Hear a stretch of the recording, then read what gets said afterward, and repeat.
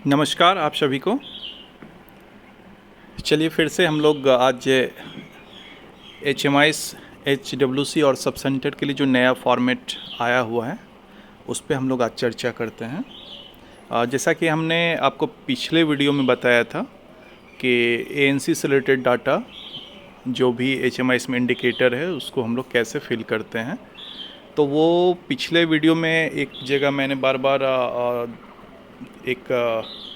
यहाँ पे 15 से 19 वर्ष की आयु था और मैं बार बार 15 से 49 वर्ष की आयु बोल रहा था, तो उसके लिए मैं माफ़ी चाहता हूँ। आप सभी मैंने कमेंट्स बॉक्स में भी डाल दिया था कि उसको आप लोग करेक्ट कर लीजिएगा। 15 से 19 वर्ष की आयु था यहाँ पे। तो चलिए हम लोग आज का वीडियो स्टार्ट करते हैं। इससे पहले कि हम आगे HMIS के इंडिकेटर पे चर्चा करें, तो आप यदि हमारे चैनल पर नए हैं तो जल्दी से हमारे चैनल को सब्सक्राइब कर लीजिए। वीडियो पसंद आए तो लाइक करना ना भूलिएगा। तो चलिए फिर स्टार्ट करते हैं। तो इस HMIS का आज का जो टॉपिक है, इस पे हम लोग शुरुआत करने से पहले जो एक कमेंट बॉक्स में एक हमारे जो सब्सक्राइबर थे उनका कहना था कि HMIS का जो सब सेंटर वाला फॉर्मेट है या HWC वाला जो फॉर्मेट है, तो उसमें हम लोग डाटा कहाँ पे डालेंगे। तो देखिए ये जो अभी आपको स्क्रीन पे दिख रहा है ये एक्चुअली में HMIS का फॉर्मेट है, ठीक है। इसको समझ लीजिए, ये बहुत ही अच्छा क्वेश्चन है। जब आप इसको प्रिंट कीजिएगा तो इसमें सबसे पहले आएगा यहाँ सुविधा का प्रकार, सुविधा का कोड, डेटा आइटम, और यहाँ पे देखिए number of reported during the month in facility, ठीक है। ये वाला कॉलम जो है ये फैसिलिटी के लिए है, और ये वाला जो कॉलम है number of reported during the month, ये लास्ट वाला, ठीक है। ये यहाँ पे देखिए ब्लिंक जहाँ पे कर रहा है, ये जो है आउटरीच के लिए है। तो यहाँ पे दो कॉलम क्यों दिया गया है, यहाँ पे इसको समझना है। और साथ ही साथ कहीं पे आप देखिएगा इस तरह का ब्लैक कलर का किया हुआ है, किसी में ये फैसिलिटी वाले में ब्लैक होगा और किसी में आउटरीच वाले में ब्लैक होगा, ठीक है। ये मैं एक एग्जांपल यहाँ पे समझा रहा हूँ, इसलिए मैंने सिर्फ ब्लैक एक एक सेल को कर दिया कि क्यों दिया हुआ है, ठीक है। तो देखिए कुछ जो सर्विसेज है वो ऐसा होता है जो हम लोग सिर्फ सब सेंटर पे या HWC पे दे सकते हैं, जहाँ पे आप उसका भवन है या फिर किसी गवर्नमेंट बिल्डिंग में चल रहा है या कहीं पे रेंटेड चल रहा है। तो सब सेंटर पे दो तरह से हम लोग वहाँ पे, जैसे कोई एक HSC जैसे हमने लिया कमलपुर, ठीक है, ये एक HSC है। तो HSC का जहाँ भवन होगा वहाँ सर्विसेज का टाइप जो होगा वो अलग हो सकता है, और उस सब सेंटर का जो कैचमेंट एरिया है, ठीक है, यानी उस सब सेंटर में जैसे 10 आंगनवाड़ी सेंटर है तो वहाँ जो सर्विसेज दिया जाएगा वो अलग टाइप का हो सकता है। तो कुछ सर्विसेज है जो कि हम लोग सिर्फ सब सेंटर पे दे सकते हैं या फिर जो HWC है मेरा, और कुछ सर्विसेज है जो कि हम आउटरीच में दे सकते हैं। आउटरीच कहने का मतलब हो गया कि आंगनवाड़ी या फिर अदर साइट जो भी है, ठीक है। तो आपको यहाँ पे देखना है कि जहाँ पे ये ब्लैक किया हुआ है, ठीक है, तो ब्लैक करने का मतलब होगा कि आपको देखना है कि वो सर्विसेज उस सब सेंटर पे दिया जा रहा है कि नहीं। HMIS में जहाँ जहाँ ब्लैक होगा तो समझ जाइएगा कि यहाँ हमको उस पर्टिकुलर कॉलम में डाटा नहीं भरना है, ठीक है। ये हम एग्जांपल आपको आगे भी बताएंगे, लेकिन आपको जैसे यहाँ पे एक एग्जांपल हम लोग लेके चल रहे हैं, जैसे ANC के लिए पंजीकृत नई महिलाओं की कुल संख्या है। अब ये जो डाटा है ये आपका सब सेंटर जहाँ पे है, आपका जहाँ भवन है वहाँ पे भी हो सकता है और आंगनवाड़ी पे भी हो सकता है। तो यहाँ पे जैसे हम लोग 2 भर देंगे, और यहाँ पे मान लीजिए सब सेंटर पे आपका यदि कुछ डाटा आ रहा है तो यहाँ 2 भर देंगे, और यदि आउटरीच में 10 आंगनवाड़ी केंद्र पे मान लीजिए कि आप 30 ANC किए हैं तो वो डाटा यहाँ भर देंगे। तो आपको देखना है कि कौन सा सर्विसेज कहाँ पे दे रहे हैं और उसका डाटा हम लोगों को कहाँ पे, यानी कि यदि आंगनवाड़ी साइट पे या फिर अदर साइट पे करते हैं तो आपको यहाँ पे डाटा भरना है, ठीक है, इस वाले कॉलम में number of reported outreach session पे। और यदि आप फैसिलिटी पे कर रहे हैं, फैसिलिटी का मतलब हो गया कि जो HSC का बिल्डिंग है या फिर HWC का बिल्डिंग है, ठीक है, यदि बिल्डिंग नहीं भी है लेकिन वो नाम से चल रहा है, यदि वहाँ पे आप सर्विसेज दे रहे हैं तो वहाँ का जो एक साइड का डाटा होगा वो आप इस वाले कॉलम में भरिएगा, ठीक है। तो उम्मीद करते हैं ये जो फॉर्मेट का कंसेप्ट है ये आपको पता चल गया होगा कि ब्लैक क्यों रहता है, या फिर 2 कॉलम क्यों है, फैसिलिटी के लिए अलग मांगा जा रहा है, आउटरीच के लिए अलग मांगा जा रहा है। तो आपको ये देखना है कि सर्विसेज कहाँ पे क्या दिया जा रहा है। जो सर्विसेज जैसे RI सेशन है, तो सेशन जो है यदि हम लोग HSE पे प्लान नहीं कर रहे हैं और 8 सेशन मान लीजिए कि आप आउटरीच में कर रहे हैं, तो हम लोग क्या करेंगे, आउटरीच वाले कॉलम में डाटा भर देंगे। ठीक है। अब जैसे होम डिलीवरी है, तो नाम से ही है कि होम डिलीवरी, तो होम डिलीवरी का मतलब हो गया कि घर पे डिलीवरी हो रहा है, तो हम लोग क्या करेंगे उसको, वो कहाँ पे भराएगा, घर वाला डाटा यानी कि आउटरीच वाले डाटा में, यानी कि वो फैसिलिटी में उसमें 0 भराएगा। तो देखिएगा जब आप होम डिलीवरी का हम आगे बताएंगे तो देखिएगा कि होम डिलीवरी वाले में जो फैसिलिटी में है वहाँ पे 0 ये ब्लैक कलर किया हुआ, मतलब हो गया कि वो आपका फैसिलिटी वाला पार्ट हम लोग होम डिलीवरी के केस में ब्लैक रहेगा। तो समझ जाएंगे कि ये हमको इंडिकेटर यहाँ पे नहीं भरना है, कहाँ भरना है, आउटरीच वाले में भरना है। ठीक है। तो चलिए हम लोग आगे इंडिकेटर देखते हैं। चलिए अगला जो इंडिकेटर है 1.5, ये है गर्भाकालीन मधुमेह मेलिटस, ब्रैकेट में है GDM के साथ गर्भवती महिलाएं। ठीक है। यानी कि ये आपका जो इंडिकेटर जो अभी आप देख रहे हैं इस पेज पे, ये सारा आपको टेस्ट से रिलेटेड है। यदि आपके पास टेस्ट किट सारा अवेलेबल है तो आपको सिंपली वहाँ पे संख्या लिखना है, जो पॉजिटिव केस आ रहा है उसको आप वो संख्या सिर्फ भरना है, वैसा कुछ लॉजिक इसमें नहीं है। तो हम लोग सिर्फ इंडिकेटर वाइज देख रहे हैं कि जैसे 1.5.1 में देखिए ये वाले कॉलम में, ठीक है, ओरल ग्लूकोज टॉलरेंस टेस्ट का उपयोग करके रक्त शर्करा के लिए परीक्षण किए गए PW की संख्या है। तो जितने को आपने टेस्ट किया है वो संख्या यहाँ पे आपको लिख देना है। ठीक है। आप 2, 4, 5 जो भी टेस्ट करते हैं सब सेंटर पे, ठीक है, वो आपको सब सेंटर पे या फिर आउटरीच में 2 कॉलम है, जिसमें भी आपको डाटा आ रहा है वो आप कॉलम में भर दीजिए।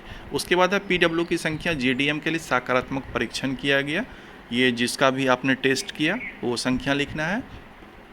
GDM के लिए कुल परीक्षण पॉजिटिव में से मेटाफॉर्मिन दिए गए PW की संख्या, यदि आपको GDM में जो पॉजिटिव आया उसको यदि मेटाफॉर्मिन आप दे रहे हैं, यदि अवेलेबल है आप दे रहे हैं अपने फैसिलिटी पे या फिर आउटरीच पे, तो वो संख्या भर दीजिए यहाँ पे। ठीक है। तो यहाँ पे सिर्फ आपको संख्या भरना है। उसके बाद अगला इंडिकेटर है सिफिलिस। ये आपको गर्भवती महिलाओं का सिफिलिस टेस्ट किया गया, तो आपको ये देखना है कि ये सारा आपको यदि किट अवेलेबल है ये वाला, ठीक है, तो आप वहाँ पे उसका संख्या सिर्फ भर दीजिए कि कितने का आपने ये VDRL, RPR, TPHA, RDT, POC ये सारा टेस्ट आपने किया। जांच परीक्षण की संख्या ये मांग रहा है। ठीक है। तो आप यहाँ पे सिर्फ संख्या भर दीजिए। यदि नहीं है आपके पास ये किट तो आप यहाँ पे 0 करके आप दोनों कॉलम में 0 करके आगे बढ़ सकते हैं। उसके बाद सिफिलिस के लिए सेरो पॉजिटिव पाई गई गर्भवती महिलाओं की संख्या, ठीक है, जिसका आपने VDRL, RPR, TPHA, RDT, POC test किया, ठीक है, ये वाला। तो आप यहाँ पे जो सेरो पॉजिटिव हुआ है, यदि संख्या आप 0 भर रहे हैं, टेस्ट ही नहीं किए, तब तो ये भी 0 आ जाएगा। यदि आपने जांच किया है सिफिलिस का, ठीक है, तो उसमें से यदि कोई पॉजिटिव आ रहा है तो वो आप यहाँ पे पॉजिटिव का संख्या भर दीजिएगा। ठीक है। अब उसके बाद है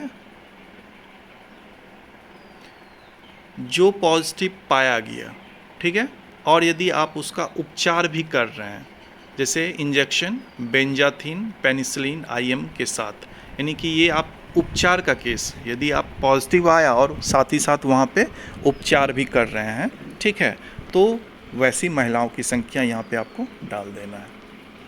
क्लियर है यहाँ तक? अब यहाँ पे देखिए अगला इंडिकेटर, ये जो इंडिकेटर है सिफिलिस सेरोपॉजिटिव गर्भवती महिलाओं में से जीवित जन्मों की संख्या, ठीक है, यानी कि वैसी महिलाएं जो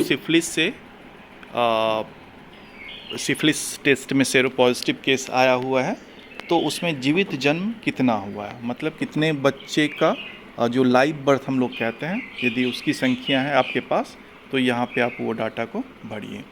सिफिलिस सेरोपॉजिटिव गर्भवती महिलाओं से पैदा हुए बच्चों का परीक्षण सकारात्मक, ठीक है, मतलब जो बच्चे का जन्म हुआ उसका फिर आपका नैदानिक रूप से जन्मजात सिफिलिस के लिए निदान, उसकी संख्या यहाँ पे आपको भर देना है।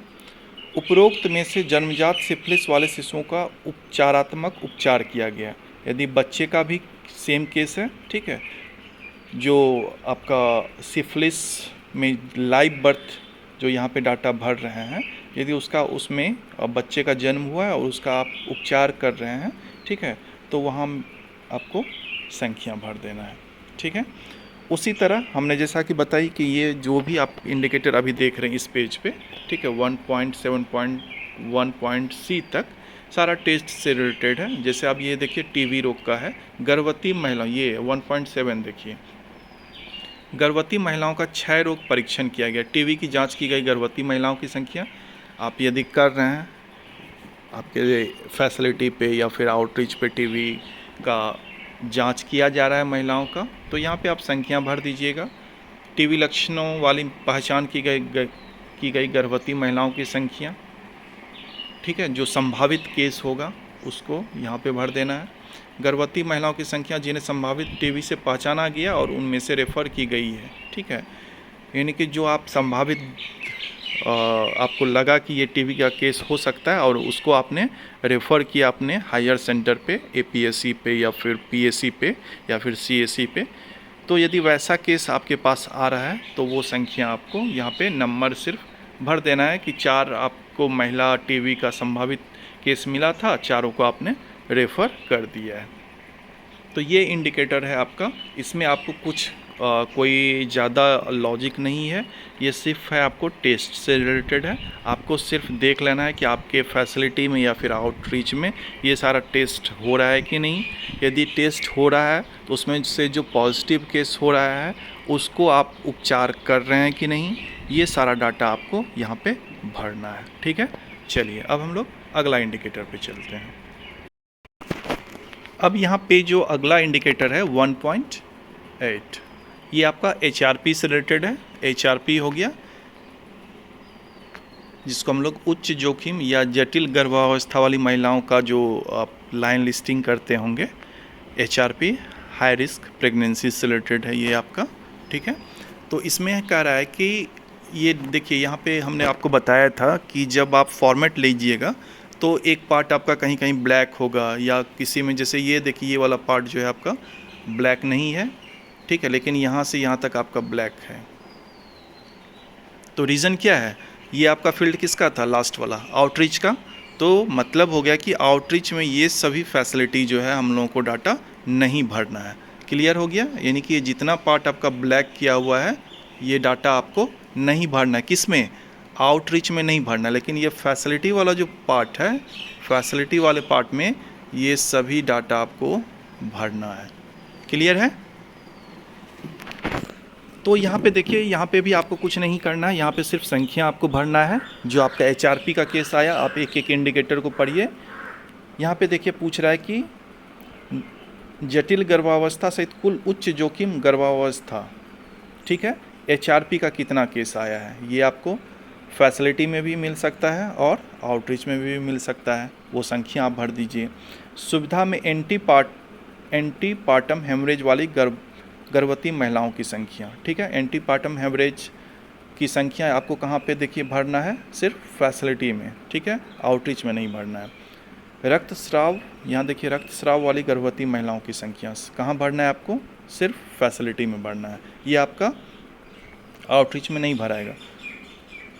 सेप्सिस के साथ गर्भवती महिलाओं की संख्या है, ठीक है, कहाँ भरना है आपको, सिर्फ फैसिलिटी में भरना है।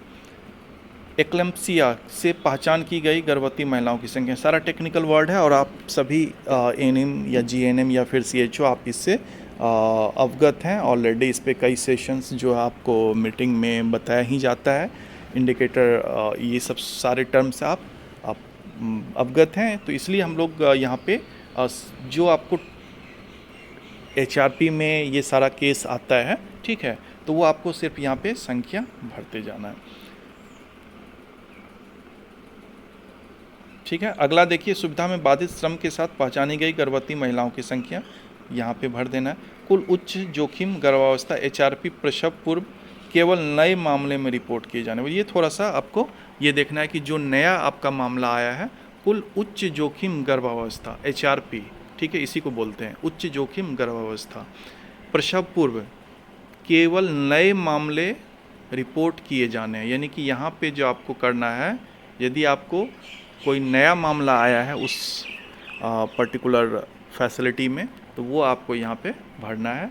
कुल संख्या किसी अन्य सुविधा के लिए संदर्भित ANC या PNC मामलों की संख्या, यहाँ पे कुल संख्या भर देना है, ठीक है, 1.8 में। तो ये आपका किससे रिलेटेड था सारा डाटा? उच्च जोखिम जटिल गर्भाधारण, ठीक है। तो ये आपका पार्ट हम लोग कवर कर लिए। अब हम लोग अगले पार्ट में चलते हैं। अब यहाँ पे हम लोग देखेंगे प्रसव जो घर पे हुआ है, ठीक है।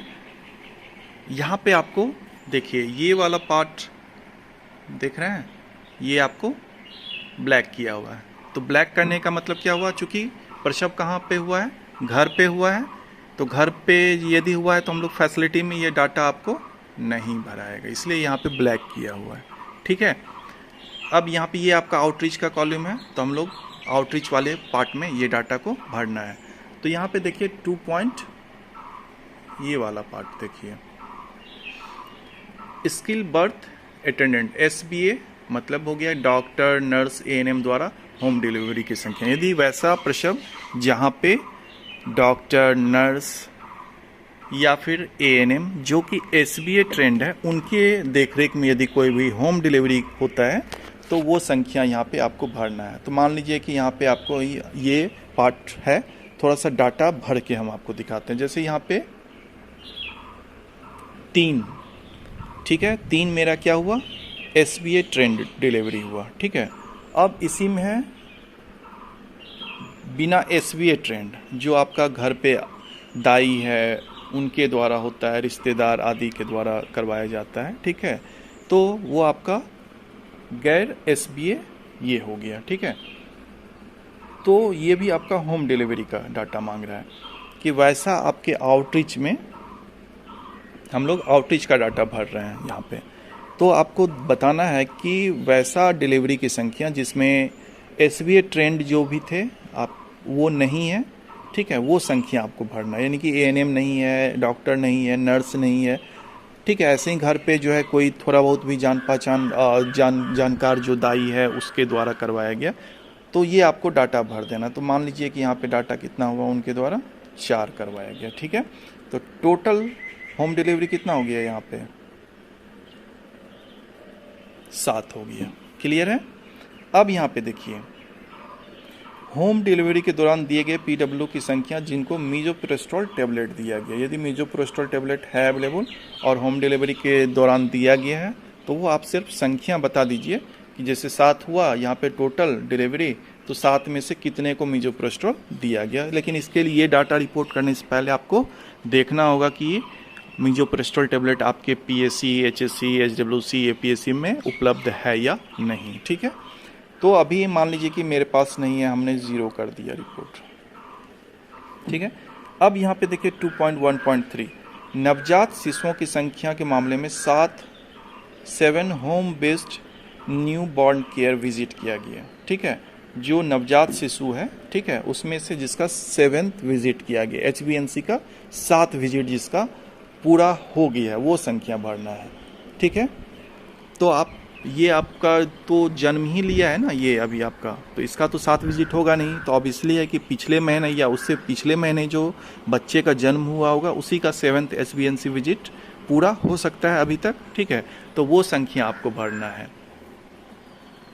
तो आपको देख लेना है कि पिछले 2 महीने में आपको कितना डिलीवरी हुआ था और उसके रिस्पेक्ट में आपने कितना HBNC विजिट किया। तो मान लीजिए कि हम यहाँ पे 1 किए हैं HBNC विजिट, ठीक है। तो ये हमको पता कर लेना है ANM के द्वारा, या फिर यदि आशा करती है तो उससे आप रिपोर्ट ले लीजिए, ठीक है। ऐसे ये HBNC विजिट तो आशा को ही करना है, ठीक है। तो आप आशा से ये रिपोर्ट लेके यहाँ पे भर दीजिए, ठीक है। अब यहाँ पे देखिए नेक्स्ट आयोजित संस्थागत प्रसवों की संख्या सी सेक्शन सहित। अब यहाँ पे देखिए ये आउटरीच भी खाली, फैसिलिटी भी खाली है और आउटरीच भी खाली है, ठीक है। तो यहाँ पे कह रहा है कि आयोजित संस्थागत प्रसवों की संख्या सी सेक्शन सही। अब संस्थागत प्रसव है तो हम लोगों को कहाँ रिपोर्ट करना पड़ेगा, ये वाला पार्ट में। यहाँ हम लोग रिपोर्ट नहीं करेंगे संस्थागत प्रसव का, ठीक है। अब यहाँ पे संस्थागत प्रसव में हम लोग कर सकते हैं, ऐसे तो अभी कुछ वैसा गाइडलाइन नहीं है, ठीक है। प्राइवेट सेक्टर में जो हो रहा है उसको आप लोग आउटरीच वाले में डाल सकते हैं, लेकिन ऐसा हम नहीं कहेंगे अभी जब तक कोई गाइडलाइन उस तरह का नहीं आ जाए, क्योंकि प्राइवेट सेक्टर के लिए HMIs का अलग वो आपको डिस्ट्रिक्ट लेवल पे भरा जाता है। तो आपको ये पार्ट पे दिमाग नहीं लगाना है यहाँ पे, ठीक है। आपको क्या करना है, यदि संस्थागत प्रसव यानी कि आपका जो HSC या SWC है वहाँ पे जो प्रसव हो रहा है संस्थागत, मतलब आपके सिर्फ फैसिलिटी में जो हो रहा है, ठीक है, तो सिर्फ आप यहाँ पे भर दीजिए। तो मान लीजिए कि आपका सब सेंटर में डिलीवरी फैसिलिटी है, यानी कि आपके HWC में डिलीवरी हो रहा है, तो आपको देख लेना है कि कितना आपका डिलीवरी हुआ है। तो ये पार्ट बहुत ही मतलब समझने वाला है, इसलिए इस पे अक्सर बहुत सारी ANM GNM जो है वो गलती करती हैं। वो आउटरीच का डाटा भर दे रही हैं लेकिन आपका फैसिलिटी का नहीं भर पा रही है, तो इससे आपका डिलीवरी का डाटा जो है, इंस्टीट्यूशनल डिलीवरी का डाटा, वो मिसमैच होने लगता है। तो यहाँ पे आपको क्या करना है, आपको देख लेना है कि यदि आपके फैसिलिटी में डिलीवरी का दिया जा रहा है सुविधा, ठीक है, तब तो आपको देख लेना है लेबर रजिस्टर कि कितना डिलीवरी हुआ है। और यदि नहीं दिया जा रहा है तो आपको क्या करना है, उस केस में यहाँ पे 0 भर देना है। लेकिन यदि दिया जा रहा है तो आपको संख्या भरना है। तो मान लीजिए कि मेरे यहाँ दिया जा रहा है 10 हुआ है, तो हम यहाँ पे क्या किए, 10 दे दिए, ठीक है। अब यहाँ पे देखिए कि कुल संस्थागत प्रसव में से, ठीक है, यहाँ ये वाला पार्ट, प्रसव के 48 घंटे या उससे अधिक समय तक वहाँ पे रुकी है, ठीक है। तो आपको देख लेना है, ऐसे जनरली तो 48 घंटे तक कोई भी गवर्नमेंट सेक्टर में नहीं रुकना चाहती हैं, ठीक है। तो वो आप केस देख लीजिए कि जो आपको इस जो भी पीरियड दिया हुआ है इसमें 48 घंटे ये फुलफिल कर रही है, तो आप डाटा भरिए, ठीक है। नहीं तो आपको, यदि नहीं 48 घंटे रुक रही तो आपको क्या करना है, 0 भर दीजिए, ठीक है। अब अगला देखिए, कुल संस्थागत प्रसव, देखिए एकदम नाम से ही क्लियर है संस्थागत, तो हम लोगों को आउटरीच वाला जो ये पार्ट है इसमें दिमाग नहीं लगाना है, ठीक है। संस्थागत प्रसव में से आयोजित संस्थागत प्रसव की संख्या सी सेक्शन, ठीक है, रात में किया जाता है। कब से कब तक, यहाँ देखिए समय दिया हुआ है 8 बजे रात से 8 बजे सुबह तक। यदि इस बीच में आपको कोई डिलीवरी इसमें से हो रहा है तो आप भर दीजिए, ठीक है। यदि नहीं हो रहा है तो आप इसको 0 करके आगे बढ़ लीजिए, ठीक है। अब यहाँ पे देखिए डिलीवरी की कुल संख्या दिया हुआ है, होम प्लस इंस्टीट्यूशनल। अब आपको देखना पड़ेगा रिपोर्ट, आपने यहाँ पे होम डिलीवरी में कितना रिपोर्ट किया है टोटल, 3 आपका था SVA ट्रेंड और 4 था आपका अदर डिलीवरी जिसमें SVA ट्रेंड नहीं थे। तो टोटल यहाँ पे आपने रिपोर्ट कितना किया था, 7, ठीक है। और संस्थागत प्रसव ये तो हो गया आउटरीच वाले में, ठीक है। और संस्थागत प्रसव कितना किए आप, 10, तो ये दोनों को जोड़ दीजिए, ठीक है। तो 10 और 7 कितना हो गया, 17। तो डिलीवरी की कुल संख्या होम प्लस इंस्टीट्यूशनल रिपोर्ट किया गया कितना होगा टोटल, तो यहाँ पे आपको क्या भरना पड़ेगा, 17 भरना पड़ेगा। यानी कि टोटल आप कितना डिलीवरी करवा लिए हैं, 17, ठीक है। क्लियर है। यदि आपका होम डिलीवरी नहीं होता, यदि ये होम डिलीवरी 0 था और 10 है यहाँ पे संस्थागत, तो आपका यहाँ पे क्या हो जाता, 10। यदि मान लीजिए कि आपके PSC में या फिर सब सेंटर पे डिलीवरी नहीं हो रहा है, सिर्फ होम डिलीवरी हो रहा है, ये केस आपका 0 यदि रहता तो टोटल डिलीवरी कितना हो जाता, उसके केस में 7 हो जाता, ठीक है। क्लियर है। तो आपको देख लेना है कि यदि होम डिलीवरी हुआ है और संस्थागत दोनों हुआ है तो दोनों को जोड़ के यहाँ पे लिख देना है। अब यहाँ पे देखिए प्रसव की कुल संख्या PW की आयु, अब यहाँ पे फिर एज वाइज है ये तीनों डाटा, ठीक है, एकदम एज वाइज आपको, यानी कि टोटल जो डिलीवरी हुआ है 17, इसमें से आपको देख लेना है कि वैसी प्रसव की संख्या जिनकी आयु 15 वर्ष से, मतलब वैसी गर्भवती जिनका कि प्रसव हुआ है उनका आयु यदि 15 वर्ष से कम है तो आपको भर देना है कि 15 वर्ष से कम कितना है। तो मान लीजिए मेरे यहाँ 0 है तो हमने 0 भर दिया। अब यहाँ पे है प्रसव की कुल संख्या, यानी PW की संख्या बताना जिनकी आयु क्या है 15 से 19 वर्ष है। तो यदि मेरे यहाँ टोटल डाटा कितना हुआ है 17 डिलीवरी हुआ है, तो इसी 17 में से ये हमको क्या करना है, ये तीनों को बांट देना है। ठीक है, 3 नहीं, एक और इंडिकेटर है नीचे है जो 49 वर्ष से अधिक का, यानी ये चारों में आपको बांट देना है। ठीक है, अब 15 से 49 में देख लेना है कि हमको कितना हुआ। मान लीजिए कि 2 हुआ। ठीक है, 19 से 49 में कितना है, तो मान लीजिए 11, या टोटल कितना बचा। यदि 49 साल से ऊपर में आपका नहीं है तो यहाँ पे हम लोगों को 0 भर देना है। ठीक है, और तो टोटल कितना हुआ 17 टोटल डिलीवरी था। 15 साल से नीचे कितना हुआ आपका 0, 15 से 19 में कितना हुआ 2, तो टोटल कितना बचा 15 बचा। तो 15 यहाँ पे हम लोग क्या करेंगे, भर देंगे। यानी कहने का मतलब है कि ये आपका जो एज वाइज है इसको क्या करना है, आपको टोटल डिलीवरी जो आप बता रहे हैं उसके बराबर कर देना है। यानी 17 हुआ है टोटल डिलीवरी, तो आपको देख लेना है कि गर्भवती महिला का जो एज ग्रुप है वो किस एज ग्रुप में आता है। 15 साल से कम में आ रहा है, 15 से 19 वर्ष के बीच में आ रहा है, 19 से 49 के बीच में आ रहा है, या फिर 49 से ज़्यादा एज ग्रुप में आ रहा है। कंसेप्ट क्लियर है। चलिए फिर आगे चलते हैं हम लोग। अब यहाँ पे देखिए, संस्थागत प्रसव के बाद 6 HbA1c जांच प्राप्त करने वाले नवजात शिशुओं की संख्या। ठीक है, तो यहाँ पे आपका यदि संस्थागत प्रसव हुआ है 10 यहाँ पे, ठीक है, तो आपको पिछले महीने का देख लेना है कि जिसका 6 HbA1c विजिट पूरा हो गया, वो डाटा आपको भर देना है। ठीक है, HbA1c कार्यक्रम के तहत सुविधा दिए गए आशा द्वारा संदर्भित चिन्हित बीमार नवजात शिशुओं की संख्या, जो आपको HbA1c विजिट 6 HbA1c विजिट जो इंस्टीट्यूशनल डिलीवरी के केस में होता है, और होम डिलीवरी के केस में आपको 7 HbA1c विजिट होता है। तो आपको यहाँ पे जो डाटा मांगा जा रहा है वो 6 HbA1c विजिट, जो कि आपका फैसिलिटी पे जो डिलीवरी हुआ है उसका देख लेना है आपको। यानी कि इस महीने तो 10 हुआ है डिलीवरी, तो 10 हुआ है तो इसका तो हम लोग 6 HbA1c विजिट नहीं पूरा होगा। जो पिछले मंथ हुआ होगा बच्चा का जन्म फैसिलिटी पे, तो उसका हम लोग HbA1c विजिट 6 पूरा कर सकते हैं। तो उसमें से देखना है कि WNB वीक न्यू बॉर्न कितना चिन्हित किया गया। ठीक है, उसकी संख्या यहाँ पे सिर्फ भर देना है।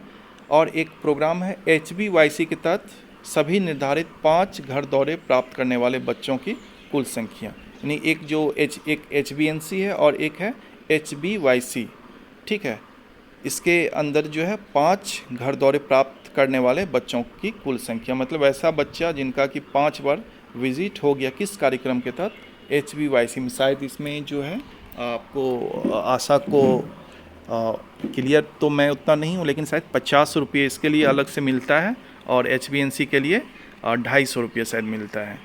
वो देख लीजिएगा इंसेंटिव में, मैं क्लियर नहीं हूँ उतना। ठीक है, तो आपको वो डाटा भर देना। HbA1c का अलग डाटा मांगा जा रहा है यहाँ पे, ये दोनों पे, और यहाँ पे HbYC का। तो ये आप BCM से अपने जो भी BCM है आपके यहाँ, उनसे कांटेक्ट करके ये डाटा HbA1c और HbYC का डाटा आप यहाँ पे ले सकते हैं। ठीक है, तो उम्मीद है कि ये सारा इंडिकेटर जो प्रसव से रिलेटेड था ये आपको अच्छे से समझ में आ गया होगा, क्योंकि ये बहुत ही ऐसा डाटा है इसमें जहाँ पे कि गलती करने की संभावना बहुत ही ज़्यादा रहती है। अक्सर यहाँ पे जो है गलती ANM के द्वारा हो जाती है। ठीक है, फैसिलिटी का दे दिया तो आउटरीच का छोड़ दिया, आउटरीच का दे दिया तो फैसिलिटी का डाटा छोड़ दी। दिक्कत कहाँ होता है कि आउटरीच में अलग ANM है, फैसिलिटी जो उसी फैसिलिटी में जहाँ पे डिलीवरी हो रहा है वहाँ अलग ANM है, दोनों में कभी कभी कोऑर्डिनेशन सही से नहीं होता है। तो उस केस में ये डाटा आपको छूटने की संभावना रहती है। तो आपको क्या करना है, कोऑर्डिनेशन बना के जो फैसिलिटी पे जो प्रसव करवा रही हैं और जो आपको टीकाकरण करवा रही हैं, ठीक है, दोनों बैठ के एक साथ ये फॉर्मेट हम लोगों को भर लेना है। ठीक है, तो हम लोग अब आगे इंडिकेटर पे चलते हैं।